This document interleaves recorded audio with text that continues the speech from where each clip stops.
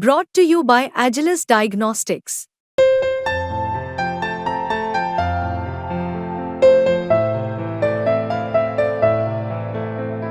Agilus Diagnostics. तो आदाब, नमस्कार, गुड इवनिंग, सत श्रीकाल। एक बार फिर आप तमाम लोगों का स्वागत है क्राइम तक की कहानी के इस एपिसोड में। उम्मीद है पूरी फैमिली अच्छी होगी, अपना और अपनों का ख्याल रख रही होगी। मंगेश यादव जिसके एनकाउंटर को लेकर इस वक्त हर तरफ सवाल उठ रहे हैं, दो पहलू हैं। एक, मंगेश यादव निहायत शरीफ नहीं था, ये भी कह सकते हैं। उसके खिलाफ 8 मुकदमे थे, लेकिन ये सारे के सारे चोरी के थे, छोटी मोटी चोरियों के। 2 बार वो जेल भी गया था। 8 मुकदमे, 2 बार जेल। जाहिर सी बात है, जेल जाने से पहले वो अरेस्ट हुआ। लेकिन जितने भी उसके मुकदमे दर्ज हुए और जब भी वो गिरफ्तार हुआ, उसके पास से कभी कोई कट्टा, बंदूक, पिस्टल तो छोड़िए, चाकू भी नहीं मिला था। और यही वजह है कि जो 8 मुकदमे छोटी मोटी चोरियों के हैं, उनमें से एक भी मुकदमा आर्म्स एक्ट का नहीं है, यानी हथियार का नहीं है। अब सवाल यह है कि एक छोटा मोटा चोर, उसका स्टेफ एनकाउंटर क्यों करेगी? तो आज पूरी डिटेल में ये कहानी आपके सामने है। कल जो कहानी सुनाई थी उसमें से ज्यादातर चीजें अब सामने आई हैं, तो इसलिए आज कहानी सुना रहा हूं। 28 अगस्त को सुल्तानपुर के भरत ज्वेलर्स के यहां डाका पड़ता है। घड़ी में उस वक्त था 12:17, क्योंकि जो सीसीटीवी कैमरा है उसमें यही टाइम है। उसके बाद ये दिखता है कि उस शोरूम के अंदर 5 लोग एक एक कर दाखिल होते हैं। इन 5 लोगों में से 3 ने हेलमेट से अपना चेहरा छुपा रखा था, जबकि 2 लोगों ने पूरे चेहरे पर गमछा बांध रखा था, यानी चेहरा किसी का आप देख नहीं सकते, पहचान नहीं सकते। थोड़ी देर के बाद ये लोग वहां से निकलते हैं। पता चला कि हिसाब किताब के बाद 1,40,00,000 रुपए के जेवरात, चांदी के, सोने के, हीरे के लेकर निकल गए। अब दिन दहाड़े हुआ तो मामला बड़ा हो गया। एसटीएफ को भेजा गया, भाई जाइए। अब एसटीएफ बदनाम भी है और मशहूर भी है केस सॉल्व करने में। तरीका उनका ये है कि एनकाउंटर किए बिना वो कोई केस ही सॉल्व नहीं करते हैं। तो अब एसटीएफ की टीम आती है। 28 अगस्त की ये वारदात है, ये याद रखिएगा। अब 28 तारीख से एसटीएफ लग गई इसकी जांच में कि ये कहानी क्या है। 28 निकल गया पूरा, 29 निकल गया, 30 अगस्त निकल गया, 31 का महीना था अगस्त, 31 भी निकल गया, मतलब 4 दिन निकल गए। इन 4 दिनों में सुल्तानपुर के आसपास जितने भी ऐसे चोर उचक्के या इस तरह के डकैत लुटेरे हैं, उनकी सारी लिस्ट निकाली गई। और इसी लिस्ट को निकालते निकालते एक रोज एसटीएफ की नज़र पड़ती है जौनपुर के कुछ थानों में मंगेश यादव नाम के एक लड़के की 8 चोरियों के मुकदमे पर। खंगाल गया तो पता चला ये 2 बार भाई जेल भी गया है। तो पहली बार उस मामले की तफ्तीश हो रही है, और जैसा कि पुलिस की ये कार्रवाई होती है कि अगर कहीं रेप होता है, कत्ल होता है, तो उस इलाके में कौन कौन बैड कैरेक्टर है, कौन कौन घोषित अपराधी है, कौन चोर है, उचक्का, वो सारी चीज़ों की आप रिपोर्ट निकालते हैं ताकि उनसे भी पूछताछ करें, ताकि आगे बढ़ सकें जांच में। तो इसी दौरान में एसटीएफ को पहली बार मंगेश यादव का नाम पता चला कि ये भी चोरी वोरी में शामिल रहा है, तो इसके मुकदमे हैं 8। ये बात इस तफ्तीश के दौरान पता चलती है। अब इसी दौरान 28 को जो हुआ, उसके बाद 31 खत्म, 1 सितंबर आ गया। 1 सितंबर को एसटीएफ अचानक 3 लोगों को एनकाउंटर उनका दिखाती है और फिर गिरफ्तारी।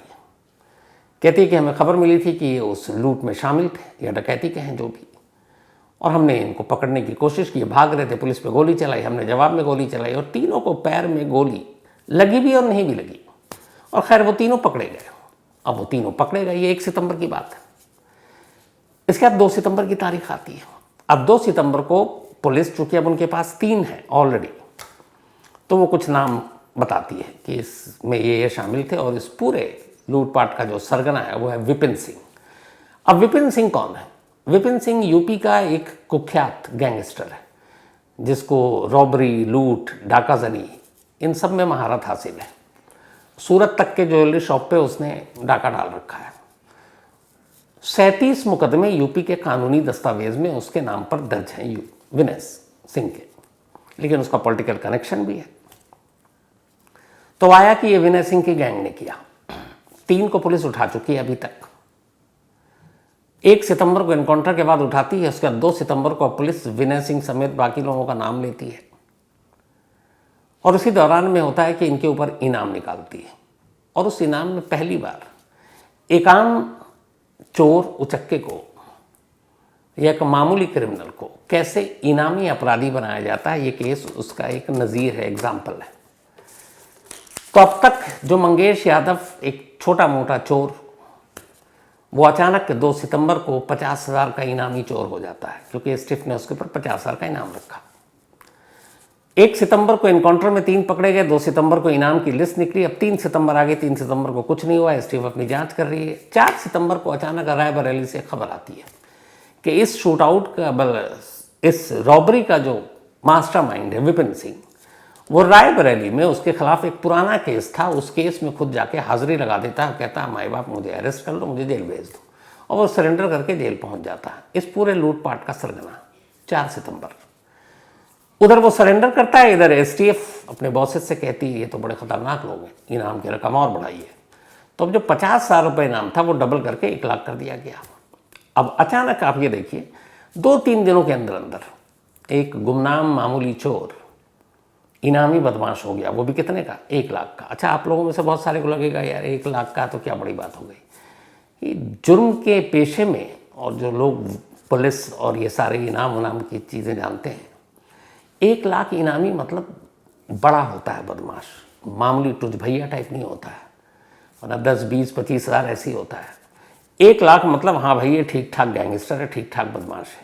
अब एक चोर जिसके ऊपर 8 चोरी के मुकदमे हैं, सारी छोटी मोटी चोरी के, कुछ बाइक चुराने के, जिसके ऊपर कभी आर्म्स एक्ट नहीं लगा, जिसके ऊपर कभी किसी पर हमला करने की बात नहीं आई, 2 बार वो जेल गया वापस आया, वो अचानक अब देखते ही देखते 72 घंटे के अंदर 1 लाख का इनामी बदमाश डिक्लेयर कर दिया गया, यानी मंगेश यादव। अब ये 4 तारीख की बात है। इसके बाद इनाम डिक्लेयर होता है और उसके लगभग 12 से 14 घंटे के बाद 4 और 5 सितंबर की रात आती है। सुबह 3:15 बजे एक हाईवे पे मंगेश यादव का एनकाउंटर हो जाता है। उसके साथ मोटरसाइकिल पर एक और नौजवान था, और जो एसटीएफ की पुरानी कहानी है, मंगेश यादव को तो मार दिया, लेकिन जो दूसरा साथी था 3 तरफ से घिरा हुआ है, फिर भी चकमा देकर वो भाग निकला। ये अक्सर होता है एसटीएफ की कहानी में कि एक भाग जाता है, तो वही भाग गया, कौन था पता नहीं। अब ये पूरी कहानी तो आपने सुन ली। अब इसमें ये थी कि पुलिस की खबर आई कि रात को 5 सितंबर की रात, देर रात, मंगेश यादव अपने एक साथी के साथ जो इस लूटपाट में शामिल है, उसी लूटे हुए माल को बेचने के लिए जाएगा। आप बताइए रात के 3 बजे कोई चोर किस बाजार और सुनार के पास अपना माल बेचने जाएगा। खैर भाई, उन्होंने यही कहकर उन्होंने मारा, एनकाउंटर हो गया। अब उसके पास से मिला क्या, बरामद की कुछ चांदी, सोने हीरे गायब हैं। अब सिर्फ चांदी बेचने जा रहा था, पूरी जान जोखिम में डालकर। किसके लिए ये बात उतरेगी, लेकिन हटाइए इसको, ये तो भी छोटी मोटी कहानी है, बड़ी कहानी तो इसके आगे है। अब ये सारी चीज़ें हो गई। इस दौरान में जब 2 सितंबर को इनाम रखा गया तो उसमें और भी नाम थे, तो उसमें एक ऐसे ही 4 नाम और आए, और ये जो 4 नाम थे उनमें से 2 तो वो थे जो इस गेम का मास्टरमाइंड है विपिन सिंह, उसका भाई, और उसके 2 भाई हैं जिनके इसमें नाम आए। तो अब एसटीएफ ने इन 4 को उठा लिया। 4 को उठाने के बाद अब ये प्लान था कि इन 4 को भी एक एनकाउंटर में इनकी गिरफ्तारी दिखाई जाएगी, लेकिन गड़बड़ हो गया। जब इन 4 को उठाया गया और इसके बाद इनको एनकाउंटर में गिरफ्तारी दिखानी थी, सेम उसी वक्त 5 तारीख के एनकाउंटर की खबर मंगेश यादव की सामने आ गई। घर वाले सामने आ गए कि भैया वो तो घर में सो रहा था और पुलिस रात को उठा कर ले गई।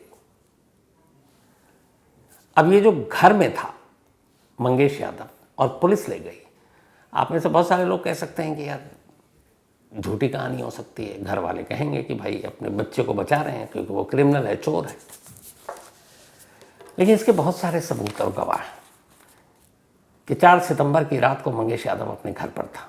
बाकी छोड़िए, आप पूरी क्राइम तक फैमिली मेंबर हैं, मैं मानता हूँ। मैं नाम नहीं लूँगा क्योंकि उस फैमिली मेंबर की भी यूपी पुलिस और वो यहीं रहते हैं जौनपुर में, तो मैं इसलिए खुलासा नहीं करूँगा सेफ्टी के लिए। तो हमारे एक फैमिली मेंबर का जौनपुर से एक मेल आया आज ही, और वो मेल में ये है कि सर कहानी जो सुनी मंगेश यादव की, तो वो मेरे पास में ही रहता है, वो बुरा है, इधर उधर घूमता भटकता रहता है, ये भी लिखा है। लेकिन हमारे सामने पुलिस आई थी और उसको रात को उठाकर लेकर गई है। हमने देखा, हमने सोचा कि चलो ये तो वैसी बुरी सोहबत में रहता है, ले गई है, लौट आएगा। लेकिन फिर बाद में जब हमें पता चला सुबह उठने के बाद, अच्छा ये भी लिखा उसने कि रात को हमारे सामने ले गए, मैं गवाह हूँ, हमारी क्राइम तक फैमिली मेम्बर है, उसका मेल है।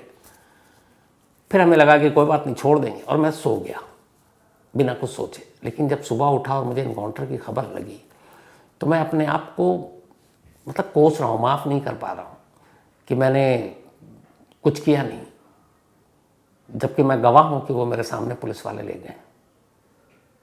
ये बीच में आपको बताना ज़रूरी था। क्राइम तक फैमिली मेम्बर है और वो गवाह हैं और उसी जगह पर रहते हैं। तो खैर, थैंक यू सो मच आपके इस मेल के लिए। अब क्या होता है कि 4 तारीख को जब पुलिस ले जाती है तो घर वाले ये कहते हैं, अब घर वालों के ज़रिए मीडिया में खबर आई, मीडिया के बाद फिर वो जाति वाती वाली बात आ गई, पॉलिटिक्स हो गया। अब STF का प्लान गड़बड़ा गया। उन्हें लगा एक इनकाउंटर पे इतना हंगामा हो गया, अब जो बाकी 4 को उठा रखा है हमने, अगर उनका इनकाउंटर करते हैं तो फिर तो और लंबे फजीहत में फंस जाएंगे। अब उन्होंने अपने इनकाउंटर वाला या उसको गिरफ्तारी शो करने का प्लान अभी साइड कर दिया। लेकिन इसी बीच में जिन 4 को उठाया उनकी एक फैमिली आ गई मीडिया पर, फिर कैमरे पर, जैसे मंगेश यादव की फैमिली आई। उन्होंने कहा कि हमारे बेटे को पुलिस उठा कर ले गई है और हमें डर है कि उसका इनकाउंटर न कर दें मंगेश की तरह। अब ये कैमरे पर है उस फैमिली, उसका नाम है विनय शुक्ला, जिसको उठाया उन 4 में से एक। अब वो बाइट आ गई, हर जगह चल गई, टीवी, मीडिया पे, अखबारों में, सब जगह है। अब यहाँ STF की और फजीहत हो गई, क्योंकि उन्होंने 4 को उठा रखा है मंगेश के साथ, ये याद रखिएगा। और मंगेश को कब उठाया? मंगेश के घर वालों के हिसाब से 2 सितंबर को। तो 2 सितंबर के आसपास, क्योंकि 1 सितंबर को 3 इनकाउंटर किया था, 3 पैर में गोली लगी, और उसके बाद मंगेश का हुआ और फिर 4 और को उठाया।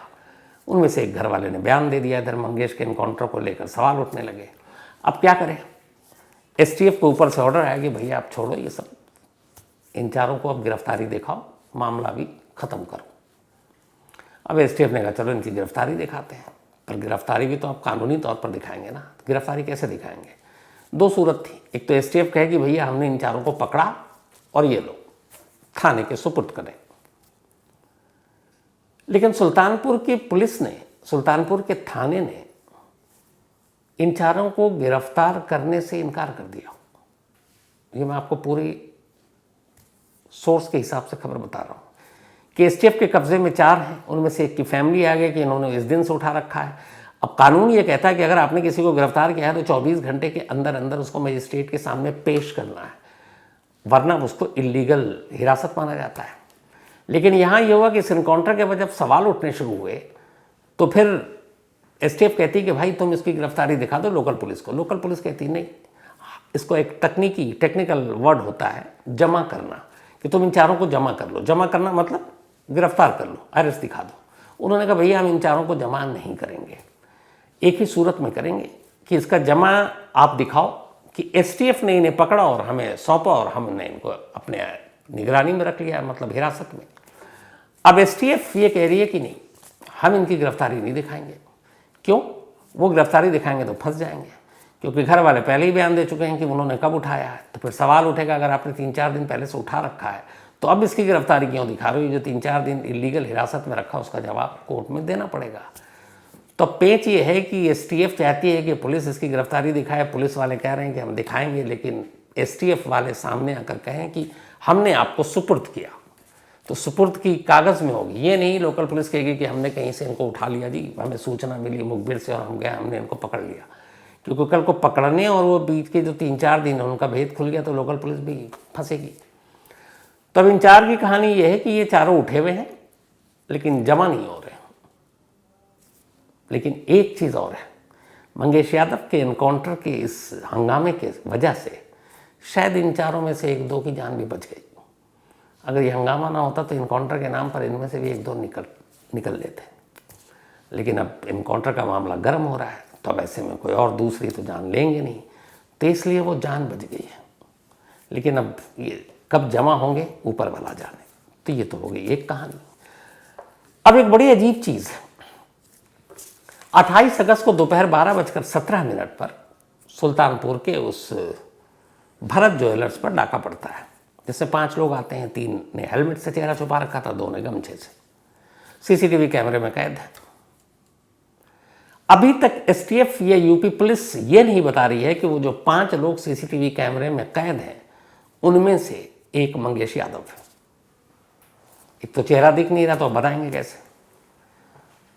दूसरा कि उस वक्त शोरूम में जब डाका पड़ा तो मंगेश यादव क्या था वहां, और क्या सीसीटीवी कैमरे में जो 5 दिख रहे हैं उनमें से कोई एक वो है जिसका चेहरा नहीं दिख रहा है।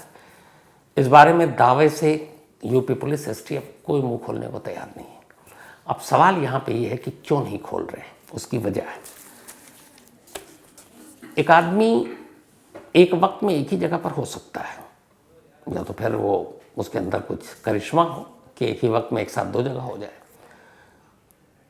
ये सीसीटीवी कैमरा बता रहा है कि भरत ज्वेलर्स में डाका 12:17 पर 28 अगस्त को पड़ा, और उधर मंगेश यादव की बहन प्रिंसी ये बता रही है, रिकॉर्ड पर आकर गवाही दे रही है कि 28 अगस्त की सुबह 10 साढ़े 10 बजे से लेकर दोपहर के 2 बजे तक उसका भाई जौनपुर में उसके स्कूल में उसके साथ था फीस जमा कराने के लिए, और इस बात के बहुत सारे गवाह। तो अब सवाल ये है कि अगर वो 10 से 2 के बीच में जौनपुर के एक स्कूल में था और वहाँ से कई किलोमीटर दूर सुल्तानपुर के उस भरत ज्वेलर्स शोरूम में डाका पड़ रहा था, तो एक साथ 2 जगह वो कैसे हो सकता है। इसका मतलब है वो उस दिन एक ही जगह था। और घर वालों का दावा है कि आप किसी से भी पूछ लीजिए, वो स्कूल आया था फीस जमा करने के लिए, और टाइमिंग वही है। बल्कि टाइमिंग तो ये भी है कि अगर मान लीजिए कि बीच में वो फीस जमा करके और भाग के जाए तो वहाँ आधा 1 घंटे में नहीं पहुँच सकता है, और ना 1 घंटे में लौट सकता है, वक्त लगेगा। दूरी पर है वो भरत ज्वेलर्स, जौनपुर में जहाँ ये रहता है, जिस गांव में। तो इसीलिए दावा नहीं हो रहा कि सीसीटीवी कैमरे में मंगेश है कि नहीं है। मंगेश यादव का, जिस विपिन सिंह को इस पूरे मास्टरमाइंड बताया जा रहा है इस लूटपाट का जो भरत ज्वेलर्स में हुआ है, 37 मुकदमे। लूटपाट डकैती उसका पसंदीदा पेशा है, उसके पास मुकदमे हैं, ठीक ठाक क्रिमिनल है, गैंगस्टर है।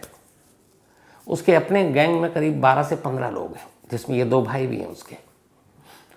लेकिन अभी तक की पूरी छानबीन में ये नहीं साफ हो पाया कि मंगेश यादव का विनय सिंह से कभी कोई लेना देना रहा, मंगेश यादव विनय सिंह गैंग से कभी जुड़ा, या उस गैंग के किसी लड़के से मंगेश यादव की दोस्ती हो। दूर दूर तक इसके कोई सबूत नहीं है। वो उन्हें जानता ही नहीं है, न विनय सिंह उसे जानता है, ना मंगेश यादव उसको जानता है।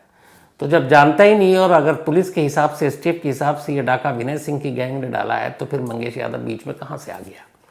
अब यही सवाल जो शुरू में मैंने कहा कि आखिर मंगेश यादव बीच में आया कहाँ से। अगर वो चोर है, 2 बार जेल भी गया है, क्रिमिनल है, उसके साथ ऐसी कोई वो नहीं है, लेकिन हर चीज़ के लिए कानून है, सज़ा कानून देगी ना, अदालत देगी। अब चोरी की सज़ा मौत तो है नहीं अपने देश में, यहाँ वरना तो यहाँ रेपिस्ट और कातिल भी निकल लेते हैं, 8, 10, 12 साल में ही जेल से निकल आते हैं। इसी यूपी की कहानी है, माफ़ कर देती है सरकार, आ जाओ, 8, 10 साल रह लिया, बहुत हो गया। अभी हाल में आपको ऐसे कई कहानियाँ सुनाई है मैंने। तो ये तो चोर है, चोर की सज़ा आप थोड़ी गोली मारेंगे उसको। तो ये क्यों फंसा। तो असल में जब इस डकैती की छानबीन चल रही थी, एसटीएफ के ऊपर दबाव, उसे ये भी है कि कुछ केसें तभी सुर्खियों में आती हैं जब एनकाउंटर हो, फिर फ़ोटो खिंचाया जाए, बताया जाए देखो जी हमने सॉल्व कर दिया और ढेर कर दिया। ये जो खून लग गया है ना, ये उसका नतीजा हुआ। अब उन्हें शिकार की तलाश थी, उन्होंने छानबीन के आसपास में ऐसे कौन कौन से गैंगस्टर या गैंग है, तभी बेचारे का वो आ गया लेखा जोखा कि एक चोर यहाँ भी है, 8 चोरी के मामले हैं इस पर। फिर पता कि यार कुछ भी नहीं है, उसके फैमिली बैकग्राउंड सब गरीब हैं, पिता ट्रक चलाता है, घर में एक छोटी बहन है जो 10वीं में पढ़ती है, और माँ है, 4 लोगों का ये परिवार है। और घर देख ले कोई, तो घर देखकर ही अंदाज़ा हो जाएगा कि उस घर में कितने चोरी के माल आए होंगे। उसने छोटी मोटी चोरियाँ की हैं, इसमें कोई शक नहीं है, लेकिन ऐसे बड़े कभी हाथ नहीं मारे क्योंकि घर की सूरत नहीं बदली। घर की सूरत छोड़िए, उसकी अपनी सूरत नहीं बदली, उसके पास अपनी मोटरसाइकिल तक नहीं है। जिस मोटरसाइकिल पर ये भाग रहे थे उसकी कहानी आपको बताई कि वो 20 अगस्त को चोरी हुई और 28 अगस्त जिस दिन डाका पड़ा उसके 8 घंटे के बाद उस चोरी की रपट लिखाई गई। और जिस शख्स की ये मोटरसाइकिल थी, अब मीडिया वाले से वो बच रहा है क्योंकि उससे पूछा जा रहा है कि 8 दिन से तुम्हारी मोटरसाइकिल चोरी है और तुम रिपोर्ट नहीं लिखा रहे हो, और रिपोर्ट तब लिखा रहे हो जब यहाँ डाका पड़ा उसके 8 घंटे बाद। तो इन दोनों का कनेक्शन तो बताओ। वो भाग रहा भाई। जो मंगेश यादव है उसके सारे तमाम फोटो घर वाले ने निकाल के दिखा दिया हाल के वक्त के। अब आजकल तो मोबाइल का ज़माना है तो सारे फोटो भी हैं। उसके कपड़े देखकर जो जौनपुरिया या आमतौर पर गांव के लोग जिस तरीके के कपड़े, रहन सहन, पैंट बुशर्ट होता है वही पहने हुआ है। एसटीएफ ने क्या दिखाया जब इनकाउंटर हुआ मंगेश यादव के साथ, एक अमेरिकन टूरिस्टर का बैग। उनके घर वालों ने कहा कभी उसके पास बैग ही नहीं था। चलो बैग डाके के लिए खरीदा हो भाई। साथ में कपड़े उसके, और कपड़े सारे ब्रांडेड, वो ब्रांड के कपड़े जो उसने अपनी पूरी ज़िंदगी नहीं पहनी, वो बरामदगी दिखाई गई। और साथ में 2 कट्टे, जो पूरी ज़िंदगी में 8 केस थे उसमें कभी उसके पास से एक चाकू भी नहीं मिला, उसको एनकाउंटर के बाद हथियार दिखाया गया। तो अब ये सारी चीज़ें जब आ रही और घर वाले गवाही दे रहे हैं, गांव वाले गवाही दे रहे हैं, मैं तो चलिए उनको भी हटाइए।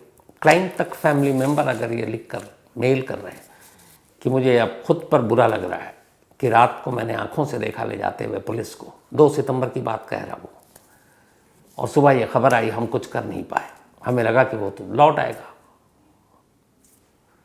तो 2 सितंबर को वो उठाया गया था, इसमें कोई शक नहीं है। और अगर वो 2 सितंबर को उठाया गया और 5 सितंबर को इनकाउंटर होता है तो फिर जाहिर सी बात है कि एसटीएफ या पुलिस ये भी नहीं कह सकती कि हमने उठाया और उसको छोड़ दिया था, फिर वो भाग गया। भागेगा क्यों? सबसे बड़ी बात, जिस डाके के बाद 1 सितंबर को एक एनकाउंटर में 3 लोगों को एसटीएफ पकड़ती है, उसके अगले दिन 4 सितंबर को गैंग का सरगना विपिन सिंह जाकर रायबरेली में सरेंडर करता है। यह खबर हर मीडिया पर हर जगह चल रही है। और अगर उसी गैंग से वो जुड़ा हुआ है मंगेश यादव, तो वो बेफिक्र होकर कि इनकाउंटर भी हो रहा है, उसका बॉस खुद सरेंडर कर रहा है डर से कि इनकाउंटर ना हो जाए, और वो इतना बेखौफ है कि अपने घर में आराम से सो रहा है, पड़ा हुआ, कहीं भाग ही नहीं रहा है। उसी जौनपुर के उसी घर में टूटे फूटे में रह रहा है कि भैया मैं यही हूँ, आओ मुझे पकड़ लो, उठा के ले चलो, 2 दिन बाद मेरा इनकाउंटर कर देना। जिसके पास जब ये सारी चीज़ें होती हैं तो वो पुलिस से भागता है, वो यूपी से भागता, वो कहीं और जाता, लेकिन वो घर पे पड़ा हुआ है कि मुझे पकड़ लो आके, और उसके बाकी साथी का इनकाउंटर हो रहा है, उसे पता चल रहा है, लेकिन वो फिर भी चुपचाप घर पे पड़ा हुआ है, उसे कोई डर नहीं है। क्या ये मुमकिन है? इनकाउंटर बहुत होते हैं, हर इनकाउंटर पर सवाल उठता है, लेकिन मुझे लगता है कि इस मंगेश यादव के इनकाउंटर में जिस तरह की कहानियाँ बुनी गई हैं और जो सारे सच्चाई सामने आ रही है, सिर्फ एक गवाही, 3 चीज़ें, एक इस फैमिली और पड़ोसी और बहुत सारे जैसे क्राइम तक फैमिली मेंबर हैं, इनकी गवाही कि 2 सितंबर की रात सादी वर्दी में पुलिस वाले आकर उठा कर ले गए, ये पहला सबूत है जो इस इनकाउंटर को मर्डर बताएगा। दूसरा, 28 अगस्त दोपहर 12:17 से 12:30 तक क्या मंगेश यादव जौनपुर के स्कूल में अपनी बहन के साथ उसका फीस जमा कराने के लिए उसके गया था? ये साबित हो गया, दूसरा हो जाएगा। तीसरा, उस मोटरसाइकिल की कहानी जिसका मालिक 8 दिनों तक मोटरसाइकिल की रिपोर्ट ही नहीं लिखाता, जिसके बटुआ भी मार लेते हैं लोग तो जाकर पुलिस स्टेशन में रिपोर्ट लिखाते हैं, उसकी पूरी मोटरसाइकिल करीब 70-80 हज़ार रुपये की, वो रिपोर्ट ही नहीं लिखा रहा भाई, और फिर डाके के बाद लिखाता है। ये 3 सच्चाई सामने आ गई।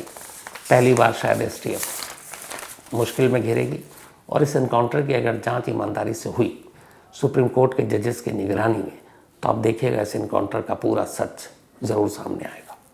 तो कहानी में आज इतना ही, लेकिन कहानी ख़त्म करूं उससे पहले वही अपना सिलसिला। आज अंकुर यादव का बर्थडे है, तो हैप्पी बर्थडे अंकुर। और ये भेजा है अभिषेक ने।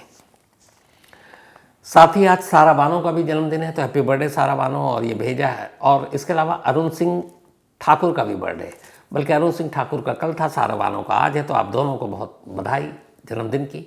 और भेजा है समीर अहमद खान ने। साथ ही आज देवी सिंह की पत्नी का भी जन्मदिन है, इनकी वाइफ का। अब देवी सिंह जी ने वाइफ का नाम लिखा नहीं, ब्रैकेट में इन्होंने लिखा है योर्स वाइफ नेम। अब वो मतलब ही समझ में नहीं आया मुझे अंग्रेजी में, या तो ये कि जो मेरी बीवी का नाम है इनकी बीवी का भी वही नाम है, और अगर ऐसा नहीं है तो फिर गलत नाम ले लूँगा मैं, तो वो ठीक नहीं है। इसलिए सेफ ये है कि आज देवी सिंह जी की पत्नी का जन्मदिन है, तो हैप्पी बर्थडे देवी सिंह जी आपकी पत्नी को। साथ ही अथर्व साहू का भी आज जन्मदिन है, तो हैप्पी बर्थडे अथर्व। और ये हेमंत साहू के बेटे हैं। साथ ही रानी, आरोही और सावित्री ने भेजा है। अशफाक हुसैन खिलजी का भी आज बर्थडे है, तो हैप्पी बर्थडे अशफाक। भेजा ए खिलजी ने, उनके बेटे हैं अशफाक। राहुल चुदासमा के बेटे का भी आज जन्मदिन है। उन्होंने बेटे का नाम ही नहीं लिखा, लेकिन कोई बात नहीं राहुल भाई, बेटे को पूरी ग्राम फैमिली की तरफ से हैप्पी बर्थडे। साथ ही संध्या गुप्ता का भी आज जन्मदिन है, तो हैप्पी बर्थडे संध्या जी। और ये भेजा अमित गुप्ता जी ने। तो कहानी में आज इतना ही। अब आपसे मुलाकात होगी कल रात 9 बजे किसी नई कहानी के साथ। तब तक अपना और अपनों का ख्याल रखिएगा। Thank you very much.